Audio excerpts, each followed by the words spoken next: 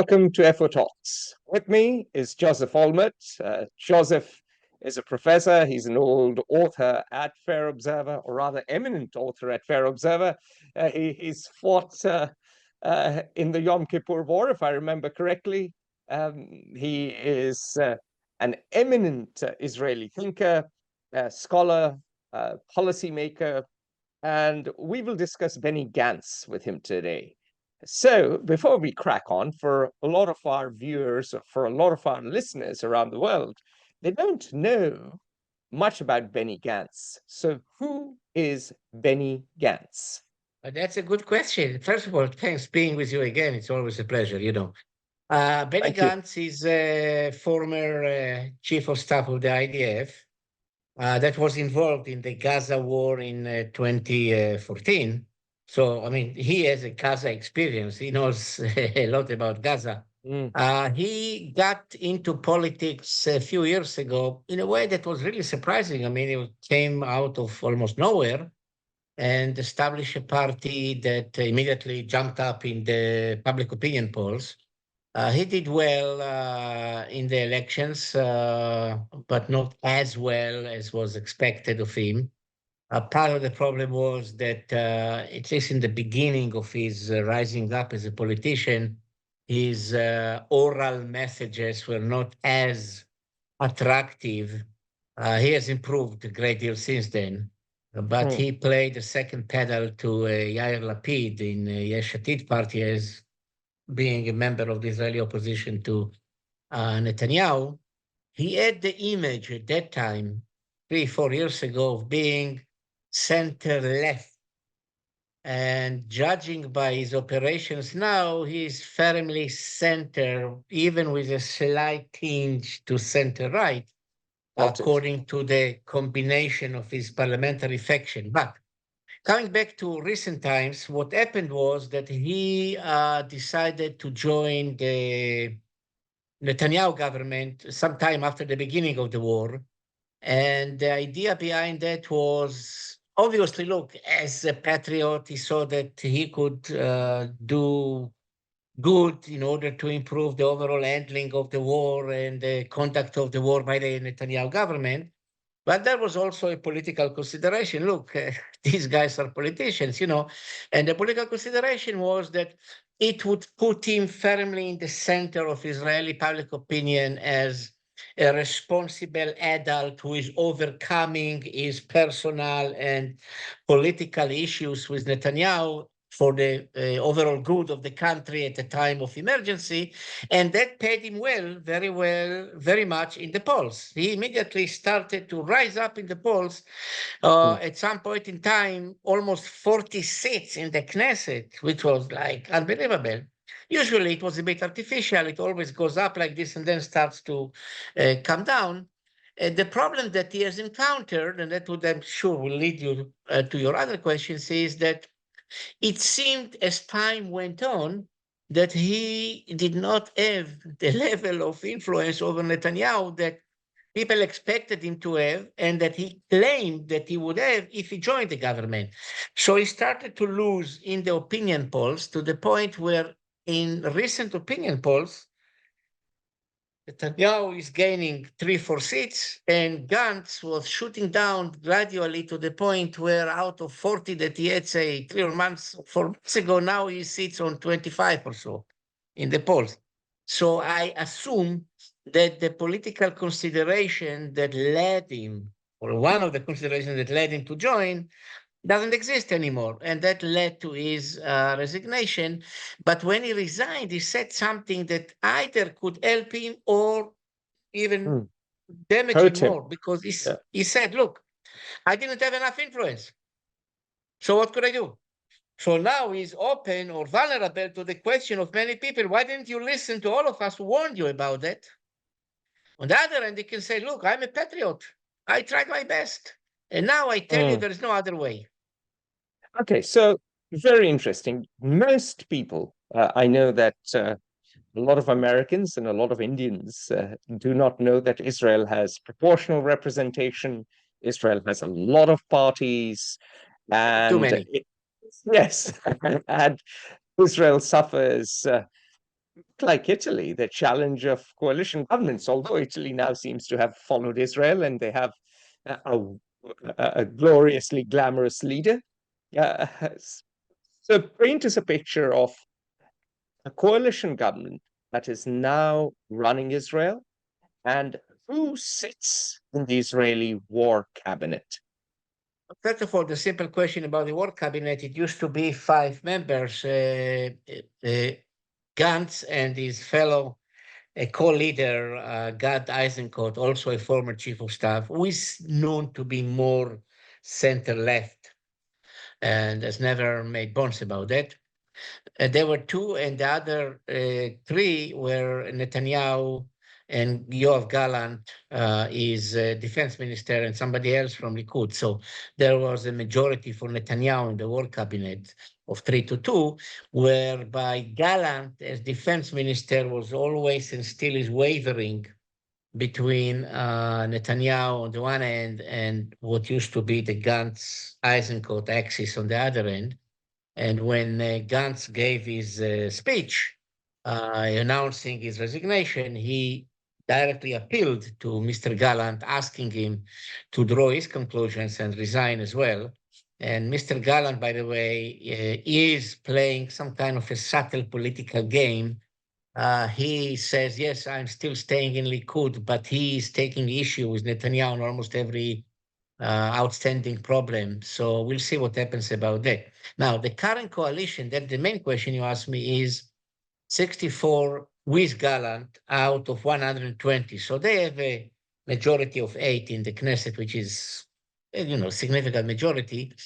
But what makes it more significant is the combination of this coalition, which is two basically elements, so 3.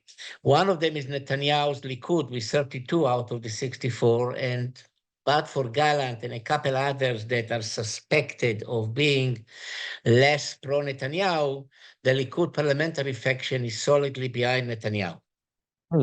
And so he's despite managed to become the supreme leader, the supremo of the Likud party. Leader supremo, is commander supremo, you mentioned Italy, so yeah. Now, the other 32 are divided between two blocks that are very interesting because part of them are religious parties that have a vested interest in staying in this government because of the goodies they got from this government, but also because that's their political affiliation and inclination. They look at the left in Israel as being the real political enemy. Then you have the two extreme right-wing factions of Ben Gvir from Jewish Power, as they call it, and Smotrich from religious Zionism, which are firmly ideologically rooted in much right of Likud even.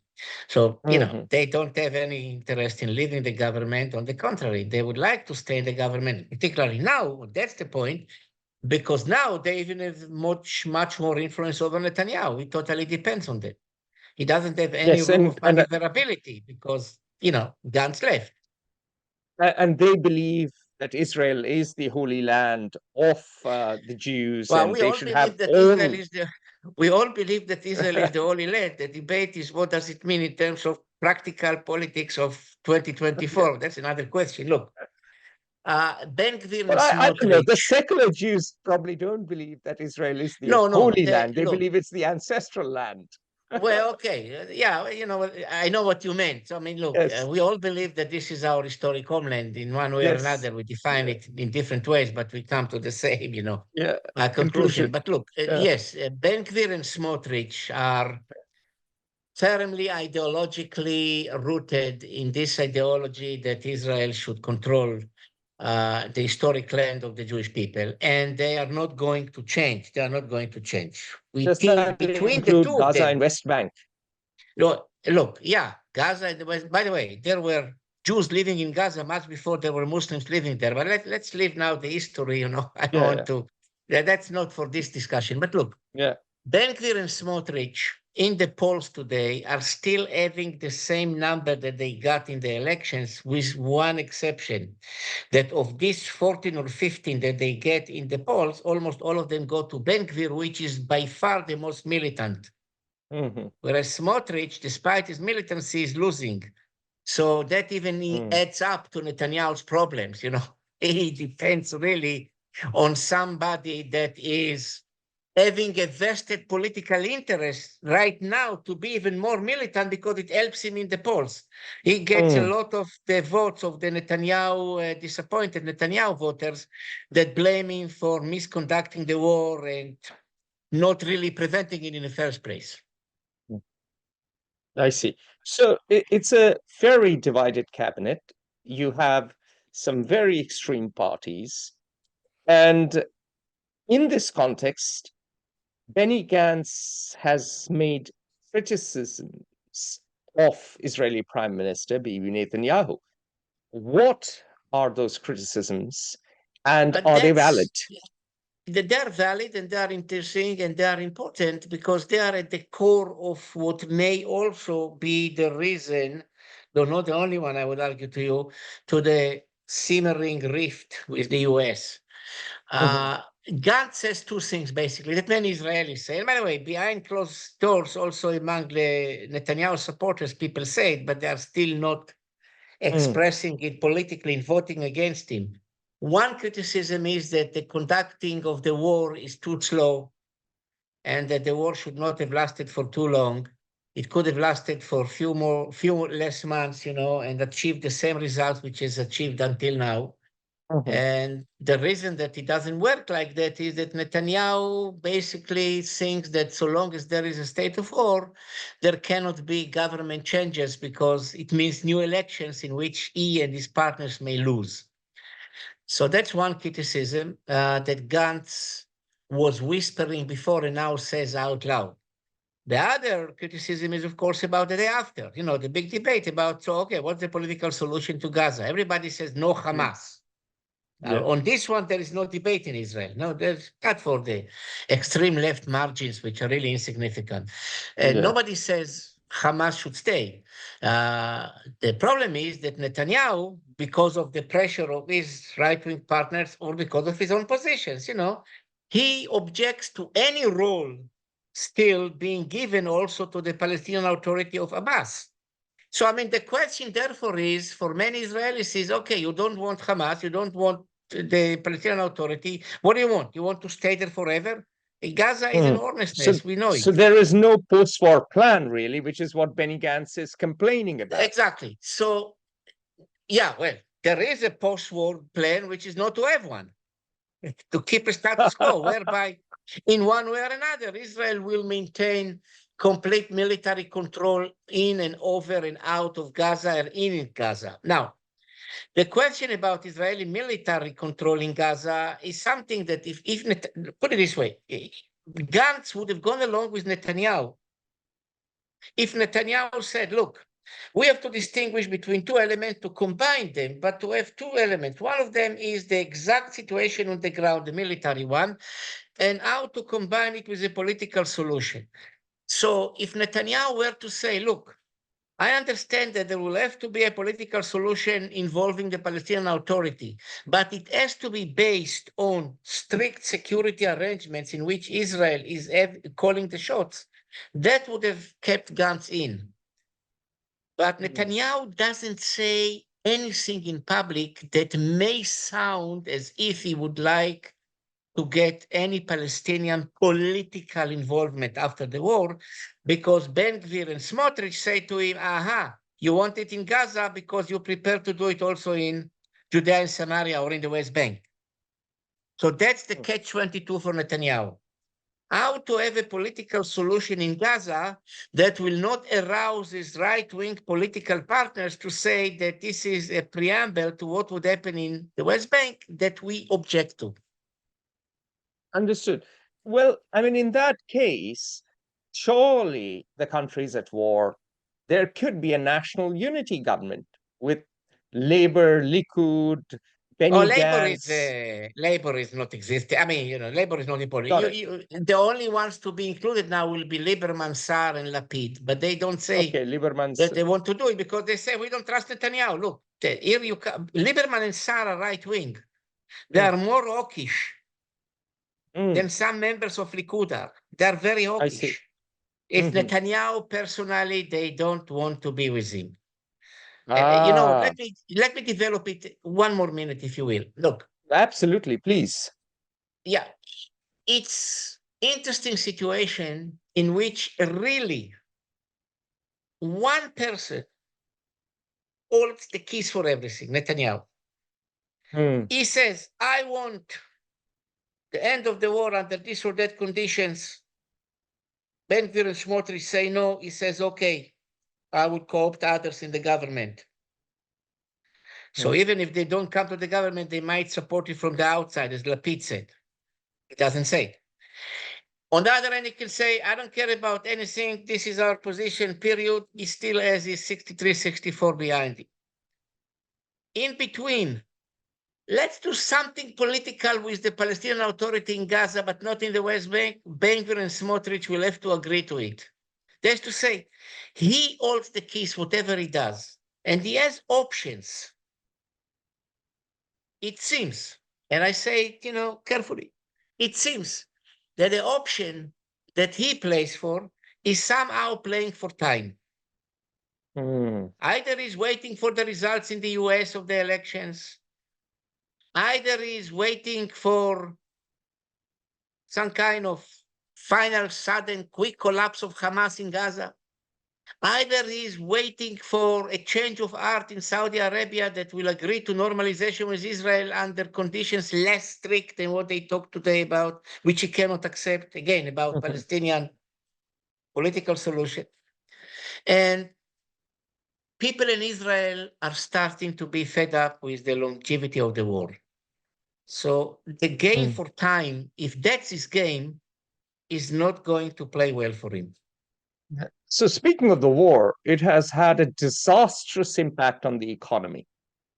The Not yet. GDP, Not yet. It will. okay, Maybe, it but will. not yet. Yeah, Not not yet. yet. But Not yet. certainly a large part of the most talented workforce is now in battle and not uh, not contributing to the Producing, yeah. GDP. It's an expense. Yeah, but they still talk about GDP increase. You'll be surprised to hear that, because Yeah.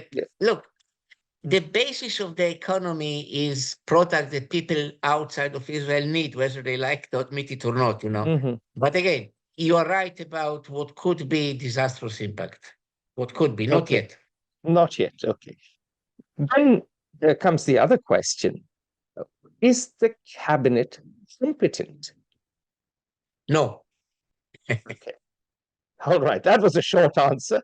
No, And why look, not? Netanyahu is very competent. Netanyahu is a He's a magician, sharp chap. politically magician, as people say he is. And whatever he praises you would give to him, in the end of the day, what does it all mean? It means that he personally might survive God knows what, or about the country. So, when you talk about being competent for what avail, for what purpose?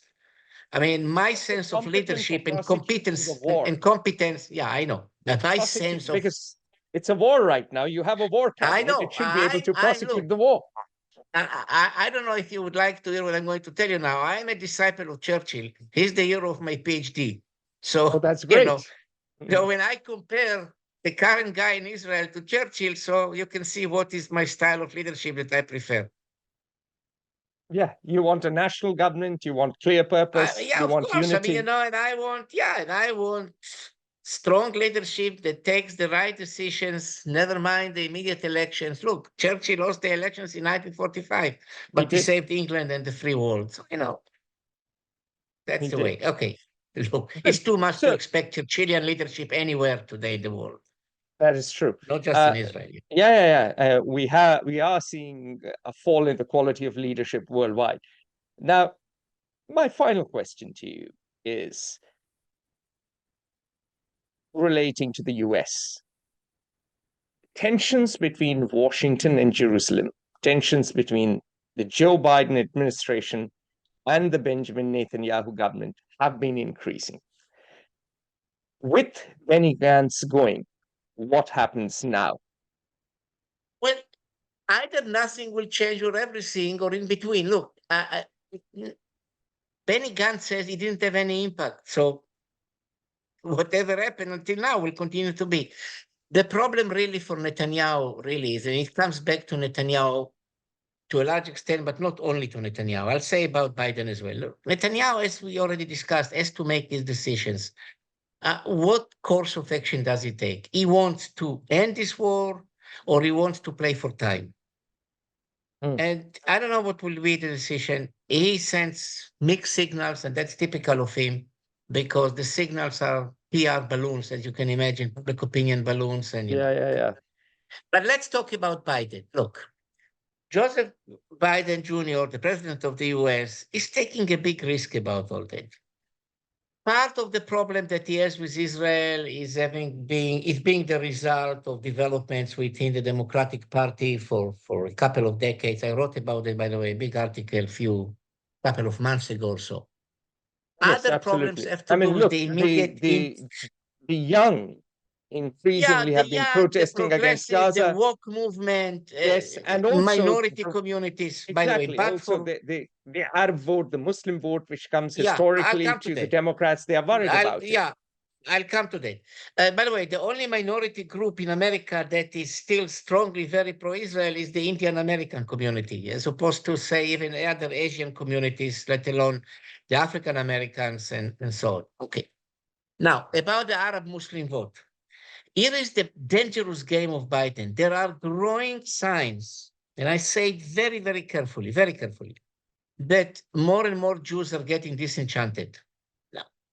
Jewish disenchantment with Biden will not affect California and New York, but it could affect three key states: Arizona with Phoenix, its huge Jewish population; Nevada with its Jewish population of Las Vegas; Georgia with its Jewish population of Atlanta; and Pennsylvania in Philadelphia, 4 states.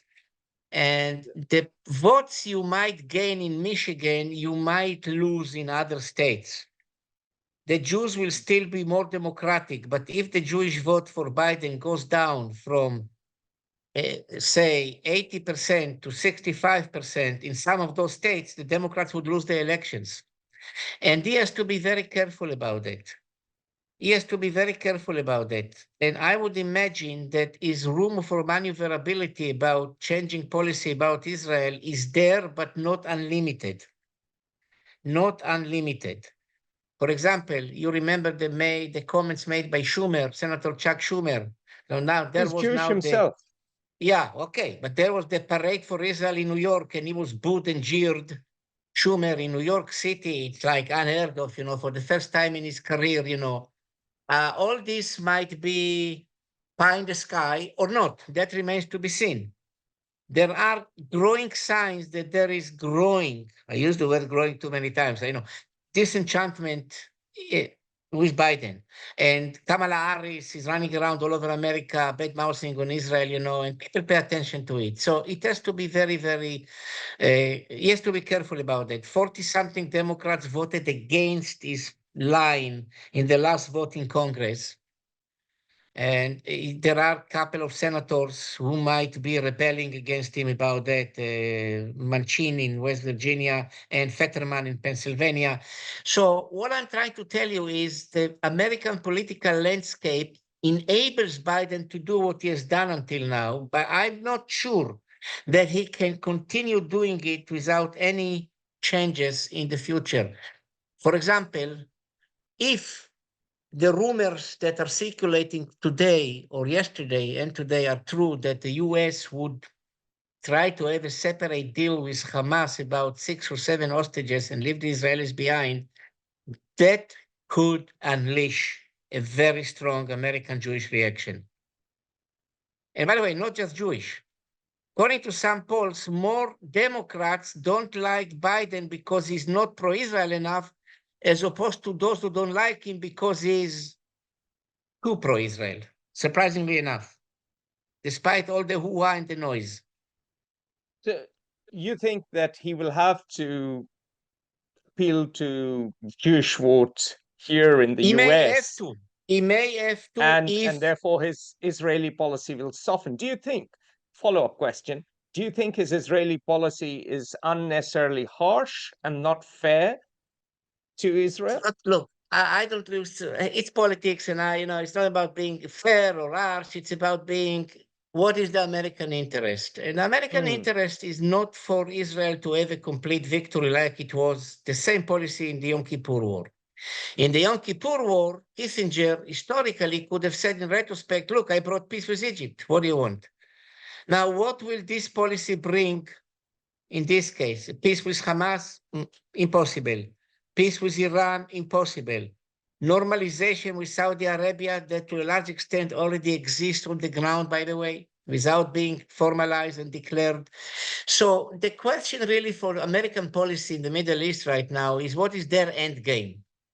So they don't want Israel to have a complete victory, but for what purpose? If I was presented with a viable American opinion saying, look, if the war stops the way it is now, A, B, C, and D will happen, which is so good for Israel, I would say, okay, I'm going along with it. Or I will understand it. But I don't see it. I don't see any change, really. And so what you are saying is that Bibi doesn't have an end game and Biden doesn't have an end game. no, he may have an end game that might, look, the two of them have end games, but might be wrong. Bibi's end game is not to have an end game, it's an end game. Go on and on and on. That's the end game, you know. And that saves him from his corruption trial as well. Let's wait and see what happens. Yeah. And by the way, another point about Bibi, just to remind you that the elections to the European Parliament are celebrated by Bibi now. Because he says, look, pro-Israel parties are gaining, majorities in some countries that are important, and it might encourage him to play for more time. The new foreign minister of the EU would be a more friendly guy to Israel rather than this fellow, Borrell, who is really, a joke, and so on and so forth. So in the mind of Bibi, the end game is, let's wait. That's an end game. In the mind of Biden, the end game is, let's stop it where it is through an American pressure. It could help American position in the Middle East. I think it's wrong as well. Maybe we shall have the Atul Singh end game. And we'll see, that might be all right, or any other ones. I mean, the fact that Biden wants something doesn't mean it's going to happen. The Atul Singh endgame is follow your long-term interest. Well, Avoid sugar and swim a lot.